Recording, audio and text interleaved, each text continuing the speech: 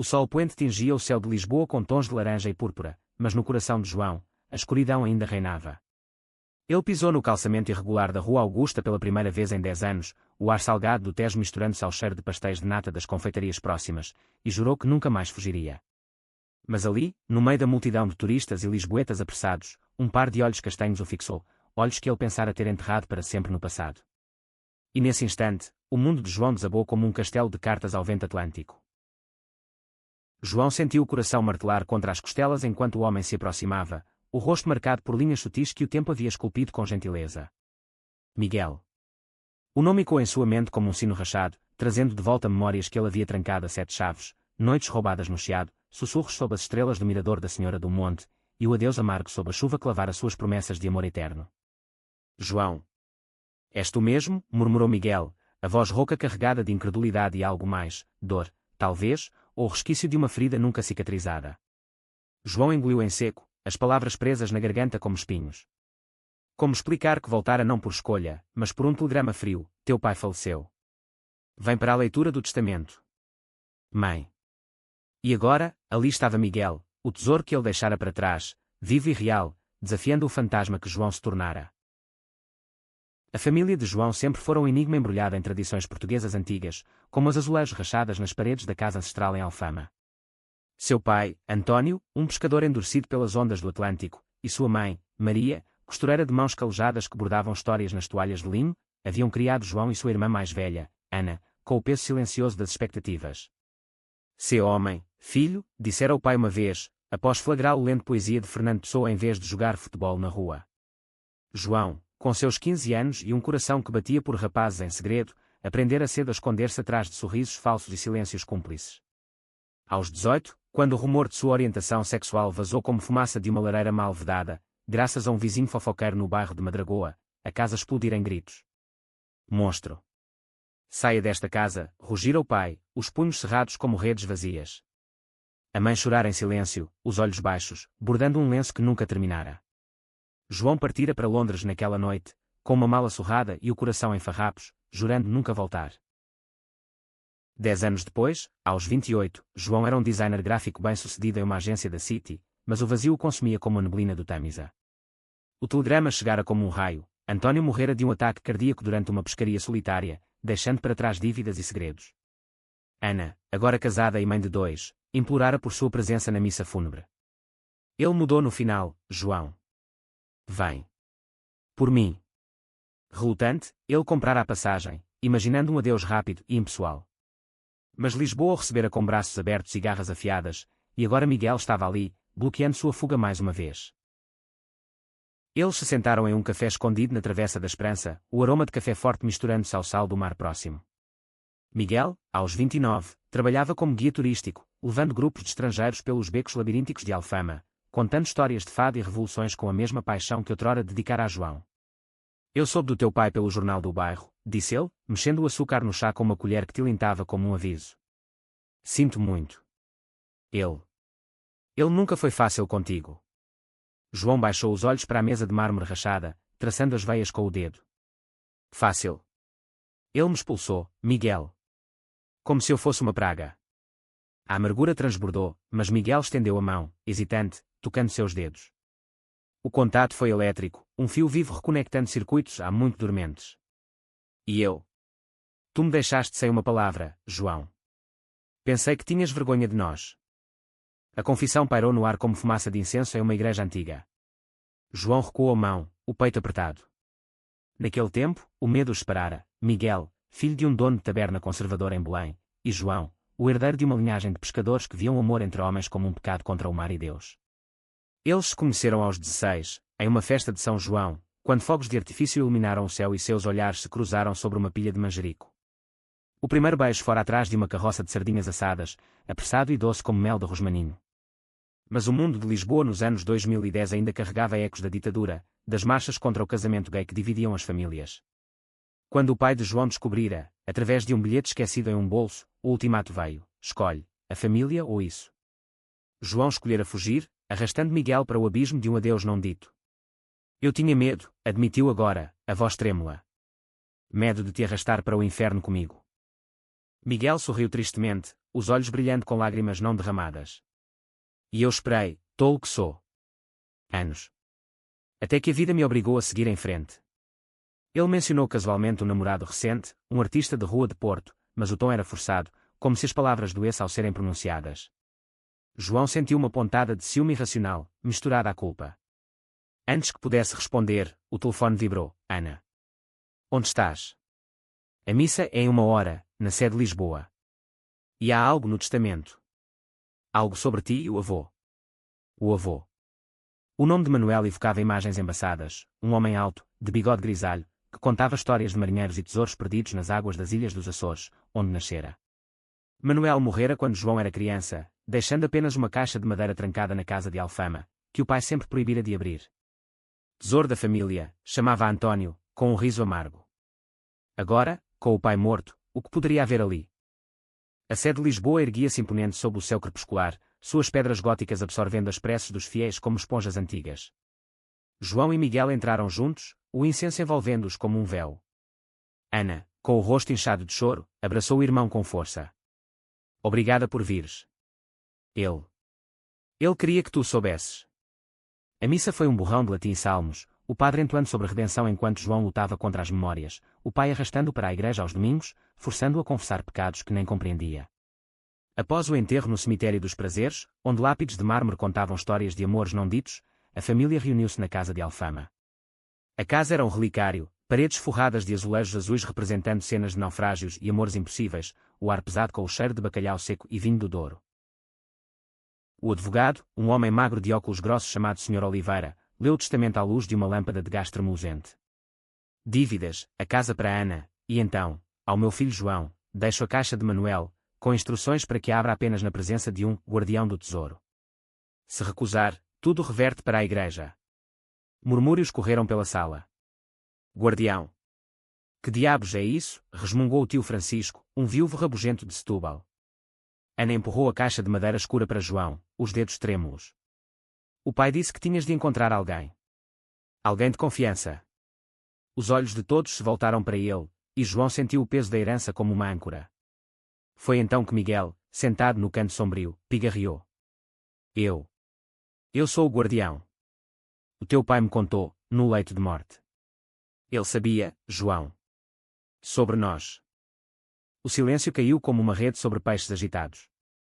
João piscou, o mundo girando. Seu pai, o homem que o expulsara como um demónio, confidenciara um segredo a Miguel. Como? Porquê?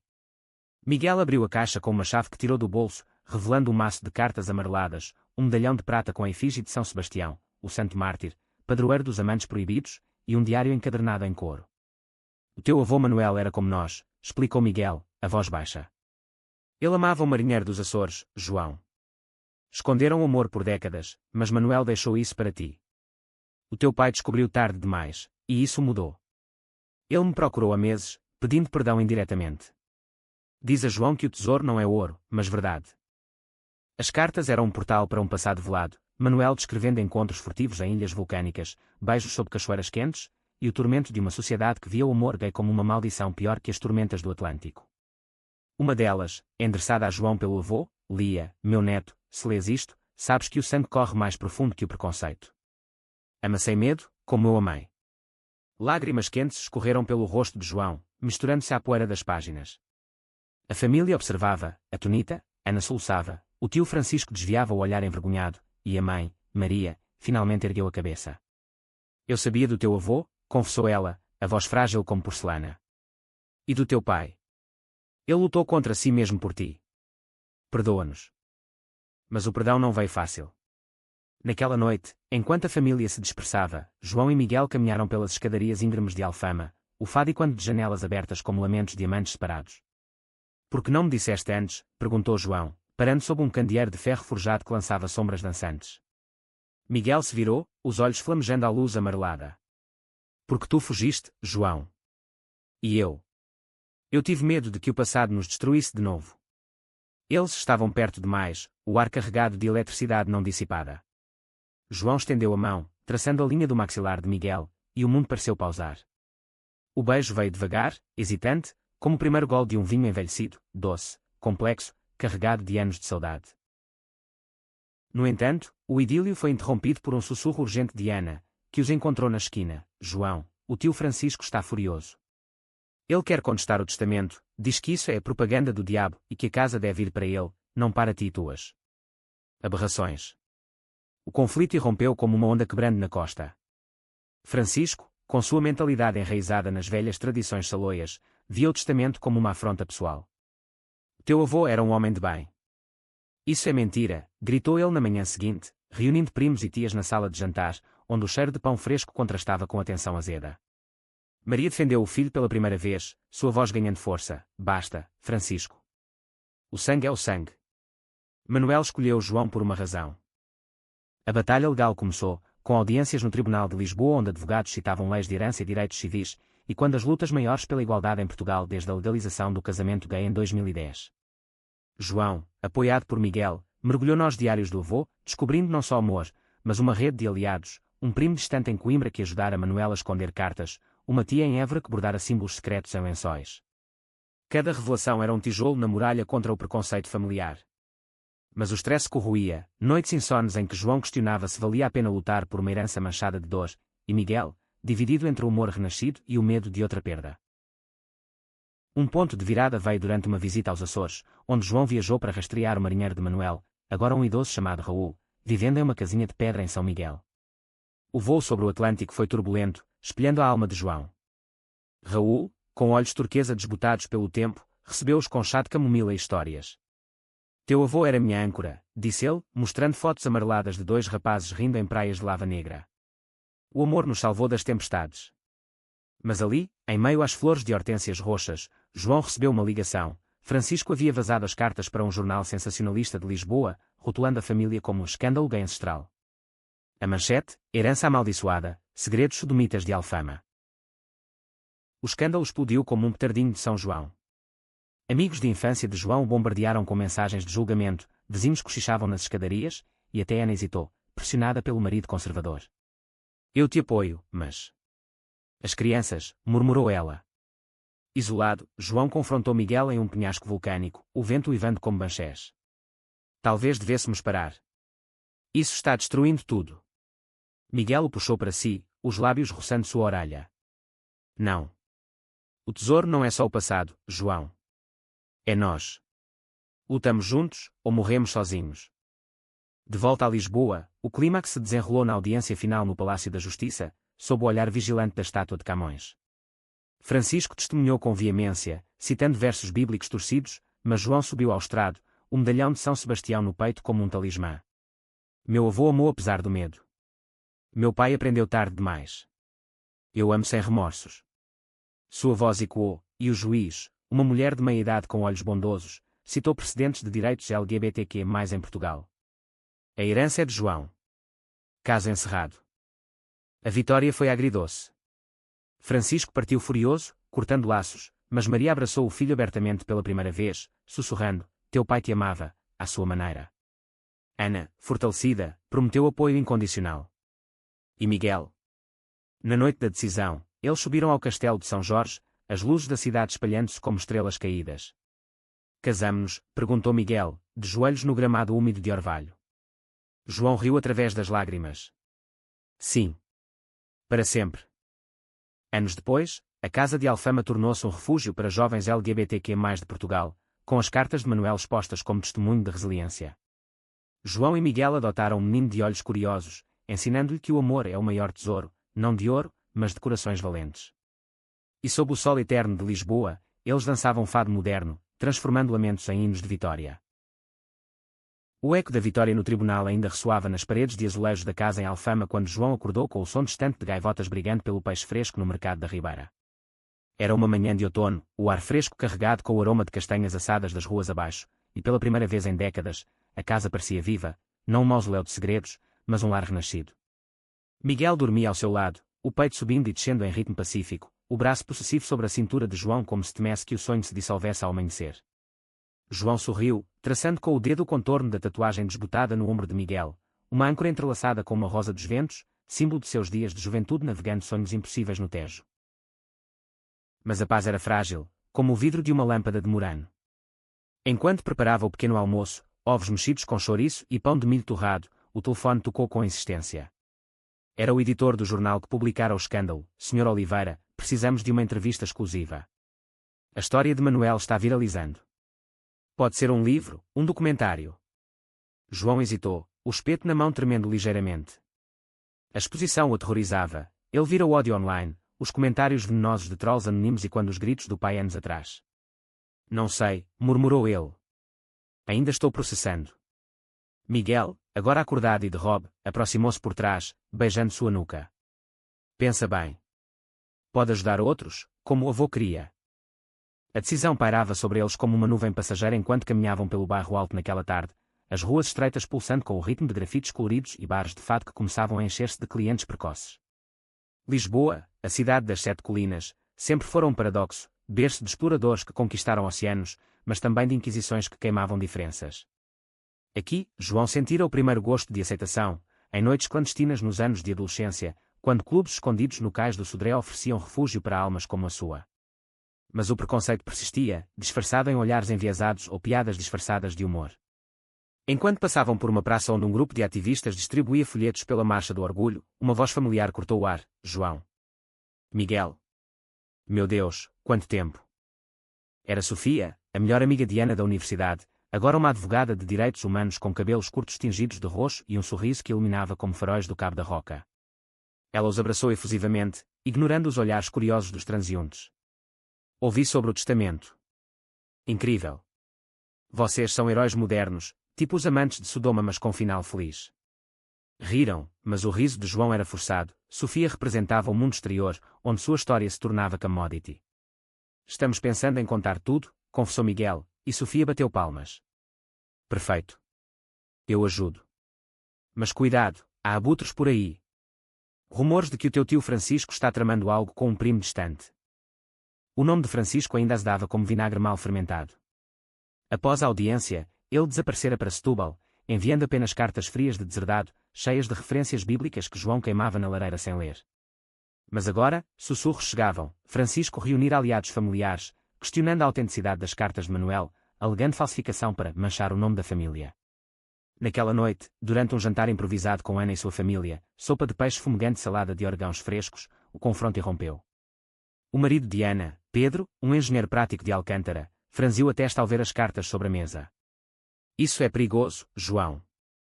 As crianças na escola já perguntam por que o tio João tem 2 papás no jornal. E se Francisco ganhar apoio? Ana silenciou o marido com um olhar, mas a semente da dúvida plantara-se.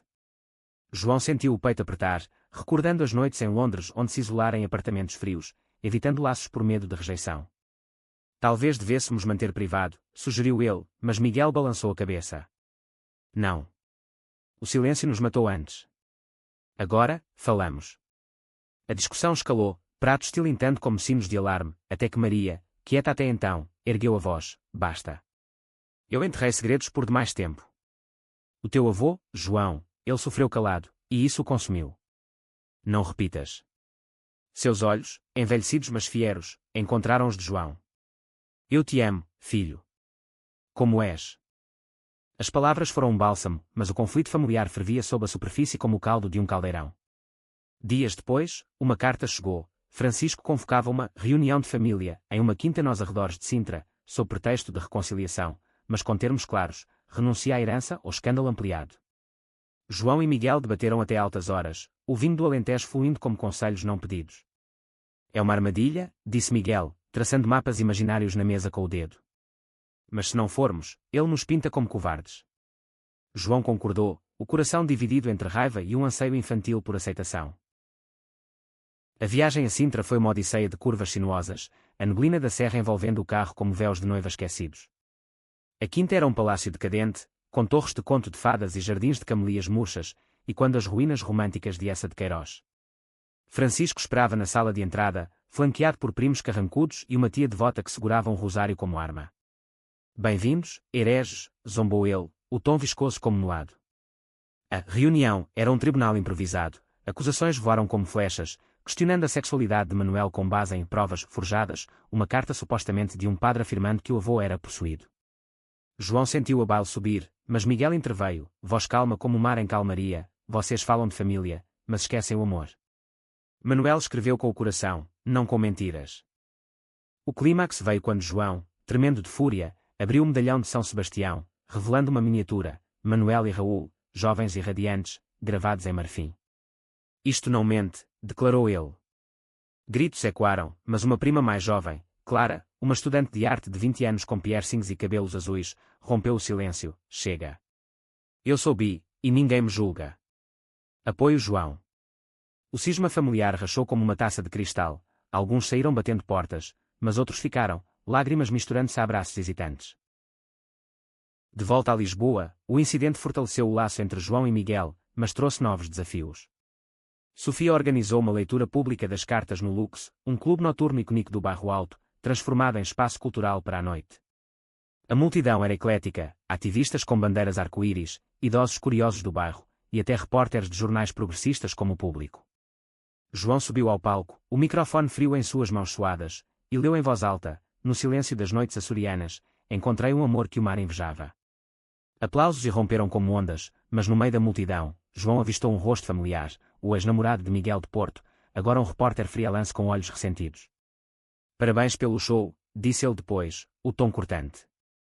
Mas cuidado, nem todos esquecem traições passadas. A semente de dúvida brotou. Naquela noite, enquanto caminhavam pelo Tejo iluminado, João confrontou Miguel. Ele ainda significa algo. Miguel parou, o reflexo das luzes dançando em seus olhos. Foi um erro, João.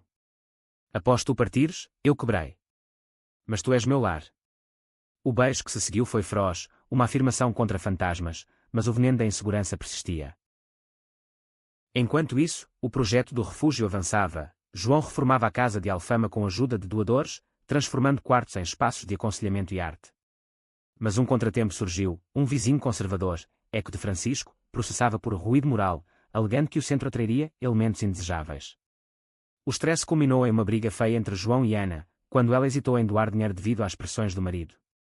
Eu te amo, mas a família vem primeiro, gritou ela.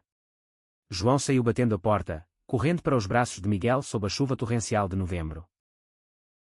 No auge da crise, um aliado inesperado emergiu. Raul, o marinheiro dos Açores, viajou a Lisboa com uma mala de memórias, fitas de áudio gravadas por Manuel, cantando fados originais sobre seu amor proibido. Para o teu refúgio, disse o velho, voz trêmula. As gravações, tocadas em uma assembleia comunitária na Praça do Comércio, comoveram a todos, a voz de Manuel, rouca e apaixonada, e quando como um hino. Até o vizinho, convidado relutante, amoleceu, retratando a queixa. Com o refúgio inaugurado, paredes pintadas de azul tejo, estantes cheias de livros de autores quer portugueses como José Saramago reinterpretado, João e Miguel encontraram equilíbrio. Mas o destino reservava uma reviravolta. Durante uma limpeza, João descobriu uma carta final de Manuel, endereçada a ele: o verdadeiro tesouro é o filho que virá. Cuida dele. Confuso, João confrontou a mãe, que confessou: estás adotando. António sabia, e aprovou em segredo. Lágrimas fluíram, curando feridas antigas. A jornada culminou em um casamento discreto no Mirador da Graça, com o sol poente banhando Lisboa em ouro. Ana, reconciliada, foi madrinha, Raul, padrinho. E quando o bebê chegou, um menino de olhos castanhos como os de Miguel, o ciclo se fechou.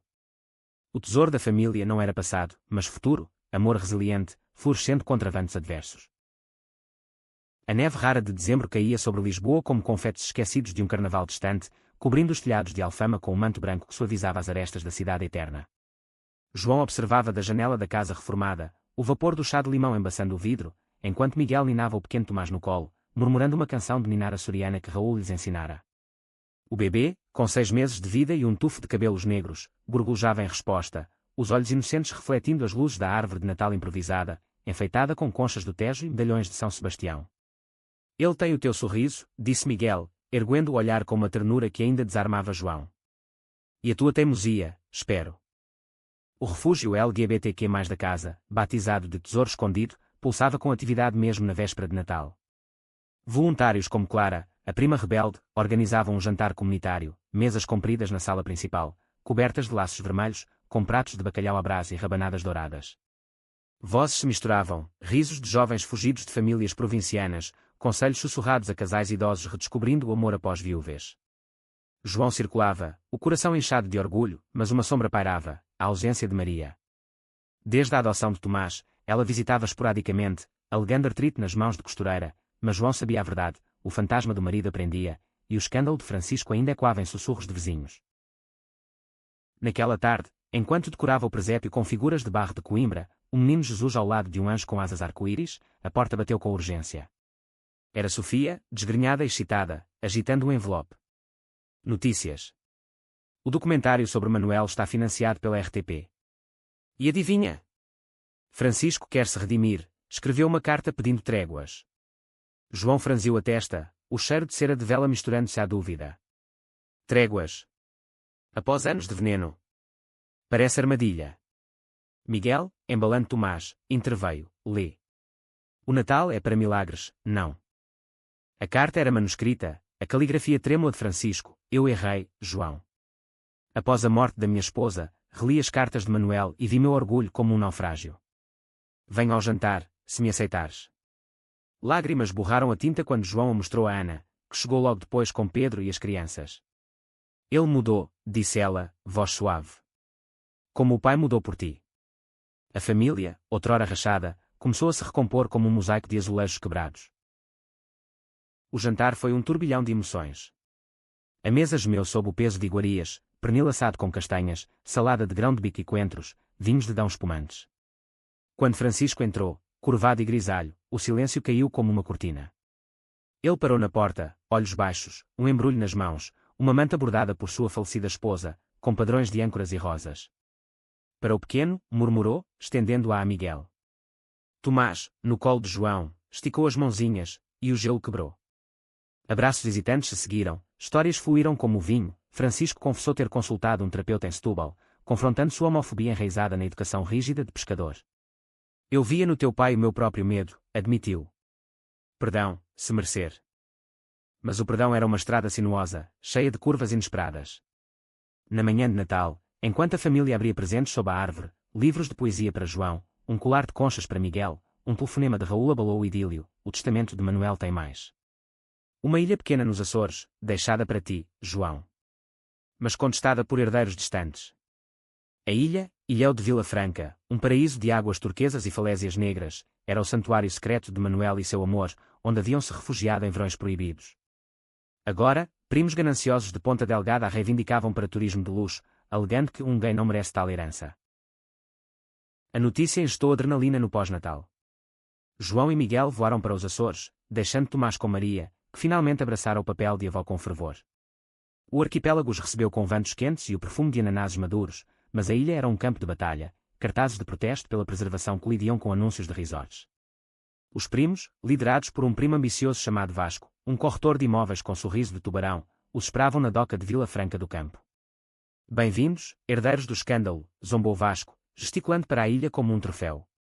Mas a lei favorece o desenvolvimento. Vocês, com suas agendas, não têm a chance. O confronto na prefeitura local foi épico, com ventos uivando do oceano como torcida invisível. João apresentou as gravações de Manuel, a voz do avô e quando na sala de madeira, esta ilha é sagrada, não para hotéis, mas para almas livres. Testemunhas locais, pescadores idosos que lembravam Manuel como benfeitor, depuseram em seu favor. Mas Vasco contra-atacou com advogados caros, citando laços sanguíneos mais diretos. No auge, Miguel revelou um segredo: eu tenho sangue açoriano. Meu avô era irmão de Manuel, um amor fraterno escondido pelo mesmo estigma. A revelação chocou. Miguel era primo de João, um laço de sangue que Manuel previra em sua carta final. O guardião não é acaso, sussurrou ele. O juiz, impressionado, concedeu a ilha ao casal, com cláusula de preservação ecológica e cultural. De volta a Lisboa, a vitória inspirou o refúgio. Eles criaram um programa de retiros na ilha para jovens LGBTQ+, voos subsidiados e terapias à beira-mar. Mas o pessoal eclodiu quando, durante uma visita de Sofia, ela confessou um crush por Clara, a prima. Eu sempre soube que gostava de mulheres, mas o trabalho. O medo. João e Miguel mediaram, transformando a casa em espaço de coming outs, e quando sua própria jornada. O ano novo trouxe calmaria, mas uma reviravolta emocional. Maria, diagnosticada com uma doença crónica, pediu para morar com eles. Quero ver o Tomás crescer, e compensar os anos perdidos. João hesitou, feridas frescas, mas Miguel o convenceu, o perdão é o tesouro final. A adaptação foi caótica, Maria aprendendo a trocar fraldas, compartilhando histórias de juventude, mas curativa. Uma noite, ela bordou uma manta para Tomás com símbolos Quier, lágrimas nos olhos, teu pai teria orgulho. Enquanto primavera florescia nas colinas de Lisboa, com jacarandás roxos pintando o céu, João e Miguel celebraram o primeiro aniversário de Tomás em uma festa no jardim da casa. Amigos, família reconciliada, até Francisco, com um brinquedo de madeira, e ativistas lutaram o espaço. Sob as estrelas, João ergueu uma taça, ao tesouro que nos une, amor, apesar de tudo. E no fado que se seguiu, cantado por uma voz local rouca de emoção, eles dançaram, corações entrelaçados, provando que as tempestades portuguesas sempre cedem ao sol. O verão de 2026 chegou a Lisboa com um calor sufocante, o asfalto das ruas do Chiado ondulando como ondas quentes do Mediterrâneo, e o ar carregado de jasmins em flor que se entrelaçavam nas varandas de ferro forjado. João acordava cedo agora, o suor perlando a testa enquanto verificava e-mails no laptop ao lado da cama, o ventilador girando preguiçosamente acima como um profeta indiferente. O refúgio e o tesouro escondido explodiram em popularidade, pedidos de retiros na Ilha dos Açores lutavam a agenda, parcerias com ONGs europeias fluíam, e até a RTP filmava sequências do documentário, com câmaras capturando as paredes de azulejos agora adornadas com murais de artistas Quier. Mas o sucesso trazia sombras, inveja de rivais, esgotamento pessoal, e um sussurro persistente na mente de João, e se tudo desabar de novo? Miguel notava as olheiras sob os olhos do parceiro, as noites em que ele se virava na cama, assombrado por sonhos de expulsão. Precisas de uma pausa, disse ele uma manhã, servindo café forte com pão de Deus açucarado. Tomás, agora um toddler de 1 ano e meio, engatinhava pelo chão de mosaico, perseguindo uma bola de cor que rolava como um planeta errante. Vamos à ilha, só nós três. Sem telefones. João hesitou, o peso da responsabilidade como uma rede de pesca pesada, mas o olhar suplicante de Miguel, aqueles olhos castanhos que o conquistaram aos 16, o dobrou. Tudo bem. Uma semana. Para recarregar. O voo para Ponta Delgada foi um bálsamo, o avião cortando nuvens fofas como merengue, revelando o Atlântico azul infinito abaixo. Ilhéu de Vila Franca os recebeu com abraços de brisa marinha e o canto de gaivotas, a cratera vulcânica da ilha parecendo um anfiteatro natural esculpido por deuses benevolentes. Eles alugaram uma cabana de pedra branca no topo da falésia, com vista para águas turquesas que lambiam recifes de lava negra. Os dias se desenrolaram em ritmos lentos, mergulhos matinais onde Tomás chapinhava na laguna rasa, piqueniques de queijo de São Jorge e vinho de pico sob o sol, e noites de histórias ao redor de uma fogueira crepitante, onde Miguel contava lendas açorianas de sereias e tesouros afundados. Mas o paraíso tinha espinhos. Na terceira noite, enquanto Tomás dormia no berço de Vime, João encontrou uma velha garrafa de vidro semi-enterrada na praia, uma mensagem dentro, amarelada pelo sal, para o guardião futuro: o amor de Manuel não acaba aqui. Procura na capela. Assinada com iniciais, M.I.R.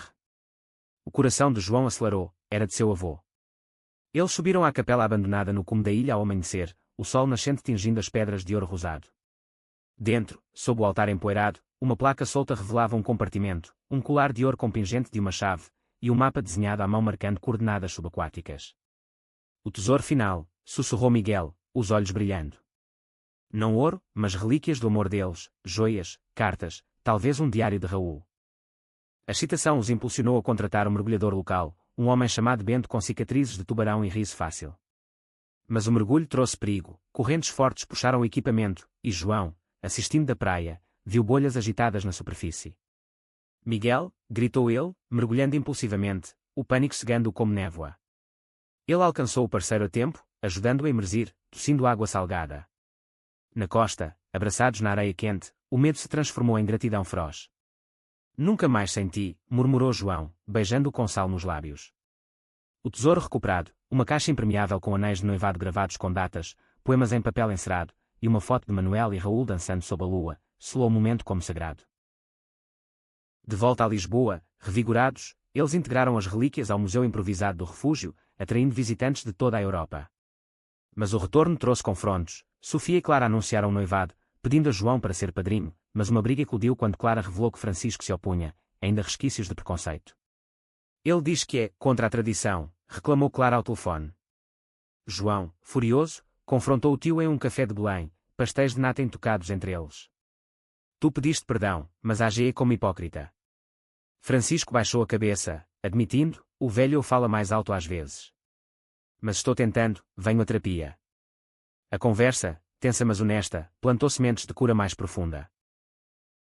O outono trouxe um novo conflito, uma proposta de expansão do refúgio, financiada por uma fundação internacional, mas com cláusulas que exigiam neutralidade política, código para diluir o foco LGBTQ+. João e Miguel debateram acaloradamente, Tomás choramingando no fundo como eco de sua discórdia. É comprometimento ou traição? Questionou João. Sofia mediou uma reunião com ativistas, onde decidiram recusar, optando por crowdfunding comunitário. A campanha viralizou, com histórias de usuários do refúgio, um jovem trans de Faro escapando de conversão forçada, uma lésbica idosa de Évora redescobrindo o amor, tocando corações em redes sociais. Enquanto folhas douradas caíam nas ruas de Lisboa, uma reviravolta pessoal abalou. Maria sofreu um colapso, hospitalizada com pneumonia agravada pela doença. No quarto estéril do Hospital de Santa Maria, João velou-a, segurando sua mão calejada. Eu fui uma mãe covarde, sussurrou ela, olhos vidrados. Mas ver-te com Miguel, com Tomás, me curou. As confissões fluíram, detalhes de sua própria juventude, um flerte não consumado com uma costureira em Alfama, sufocado pelo casamento arranjado. O preconceito nos rouba a nós mesmos. João perdoou, lágrimas misturando-se às dela, e Maria saiu do hospital fortalecida, mudando-se permanentemente para a casa. O inverno os encontrou em uma celebração de Hanukkah adaptada, influenciada por um voluntário judeu português, luzes azuis e brancas entrelaçando-se às de Natal.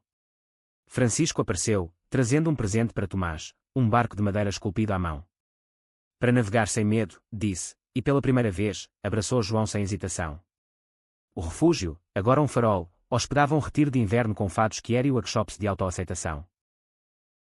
Como o ano virava, João refletiu no terraço da casa, o Tejo serpenteando abaixo como uma veia de prata. O tesouro da família evoluíra, de segredos enterrados a legados vivos, provando que o amor, em sua essência portuguesa, apaixonado, resiliente, salgado de lágrimas, sempre encontra seu caminho para casa. A primavera de 2027 desabrochou em Lisboa com uma ferocidade florida, os jardins do Príncipe Real explodindo em tulipas importadas e buganvílias trepadeiras que escalavam fachadas como amantes impacientes. João corria agora pelas alamedas do Parque Eduardo VII ao amanhecer, o ar fresco limpando os pulmões de noites mal dormidas, enquanto Tomás, com 2 anos recém-completados, ficava com Maria na casa, aprendendo a nomear flores em português antigo. O refúgio tesouro escondido havia-se tornado um marco, artigos no Expresso o chamavam de O Coração Kier de Portugal, e parcerias com universidades de Coimbra traziam estudantes para estágios em advocacy. Mas o crescimento atraía predadores, uma ONG rival, liderada por um ex-ativista desiludido chamado Duarte, acusava João de elitismo, alegando que o foco em histórias romantizadas ignorava interseccionalidades como raça e classe. O conflito irrompeu em uma conferência no Centro de Artes de Belém, onde painéis sobre direitos LGBTQ+ ecoavam com debates acalorados. João subiu ao palco, microfone em punho, defendendo, não romantizamos, honramos a dor para curá-la. Manuel sofreu, mas seu amor nos impulsiona. Duarte rebateu do público, voz cortante, bonito, mas e os pretos de Moçambique expulsos por famílias homofóbicas? Seu tesouro é branco e burguês. A sala murmurou, e João, pego de surpresa, gaguejou uma resposta sobre inclusividade futura. Naquela noite, no táxi de volta pelo 25 de abril iluminado, ele desabafou com Miguel, ele tem razão em parte. Precisamos expandir. A autocrítica levou a ações. João contratou consultores de comunidades afro-portuguesas, organizando retiros conjuntos na ilha com foco em diáspora Kier. Mas Duarte não parou, vazou e-mails antigos de Francisco, distorcendo-os como prova de conivência familiar com a homofobia. O escândalo reacendeu feridas, repórteres acamparam na porta da casa, flash cegando Tomás que chorava confuso. Miguel, protetor como um leão do Minho, barrou a entrada, saiam. Isso é nossa vida, não circo. João, exausto, questionou tudo em uma sessão de terapia no refúgio, sou hipócrita. Lutando pelo passado enquanto o presente sangra. Uma reviravolta veio de Raul, agora frágil aos 80, que voou de São Miguel com uma proposta, doar sua própria casa para um anexo do refúgio, dedicado a idosos Kier. Para que ninguém envelheça sozinho, como eu quase fiz. A notícia uniu aliados, Clara e Sofia, recém-casadas em uma cerimônia no Tejo com alianças de lava dos Açores, lideraram uma contra-campanha online, Tesouro para Todos, que viralizou com depoimentos multiculturais. Até Francisco contribuiu, gravando um vídeo humilde, eu errei, mas aprendi com o meu sobrinho. Apoiem o Tesouro. O clímax pessoal eclodiu durante uma viagem familiar a Óbidos, a Vila Medieval de Livros, onde o Festival Literário quer convidar a João para lançar um livro compilado das cartas de Manuel, Amores do Atlântico, Segredos de um Marinheiro. No Castelo de Pedra Branca, sob um céu de estrelas artificiais de lâmpadas penduradas, ele leu trechos ao ar livre, a multidão hipnotizada. Mas no QIA, uma mulher idosa se levantou, eu fui a costureira de que tua mãe falou. Amava Maria, mas o medo nos separou. A revelação, eco da confissão de Maria, chocou João, que a abraçou no palco, lágrimas fluindo. Obrigado por vir. Isso fecha círculos. De volta, o livro tornou-se best-seller, financiando expansões, um centro em Lisboa para jovens trans, parcerias com Moçambique. Mas o teste de fogo veio com uma crise interna. Um voluntário, um rapaz de 20 anos chamado Leo de Cape Verde, acusou Miguel de favoritismo, priorizando histórias brancas em eventos. A briga no escritório foi feia, papéis voando como gaivotas em pânico. Miguel, ferido, confrontou João. Eu luto por ti, por nós, mas sinto-me julgado de novo. A reconciliação veio em uma caminhada pelo aqueduto das águas livres, arcos romanos testemunhando sua vulnerabilidade. Somos equipe. Aprendemos juntos. O verão os levou de volta à ilha para o primeiro retiro multicultural, com tambores de Guiné misturando safados. Tomás, correndo na praia, encontrou uma concha em forma de coração, entregando-a a João, para papás. Maria, agora vital para o refúgio com suas aulas de bordado terapêutico, sorriu. O ciclo continua. Enquanto folhas de outono caíam, João e Miguel renovaram votos em uma cerimônia íntima no mirador da Senhora do Monte, com Tomás espalhando pétalas. Francisco oficiou uma benção leiga, voz embargada. O tesouro, agora global, provava que o amor que era em Portugal, tecido de história, mar e luta, florescia eterno, desafiando tempestades com raízes profundas. O inverno de 2028 envolveu Lisboa em um abraço gelado, o vento do norte uivando pelas ruas de Alfama como um fato esquecido, carregando flocos de neve que derretiam nos paralelepípedos quentes de memória. João, agora aos 31, equilibrava a paternidade com a direção do refúgio como um malabarista em corda bamba, reuniões matinais com doadores europeus, tardes brincando com Tomás no jardim da casa, onde uma horta nova brotava com ervas de São João, manjericão e tomilho para chás calmantes. Miguel, promovido a curador cultural, viajava entre Lisboa e os Açores, catalogando relíquias para exposições itinerantes. Mas a harmonia era uma ilusão frágil. Sob a superfície, tensões fermentavam como vinho mal guardado. Tudo começou com uma carta anônima deslizada sob a porta. O tesouro de Manuel esconde mais que amor, um segredo que destruirá tudo.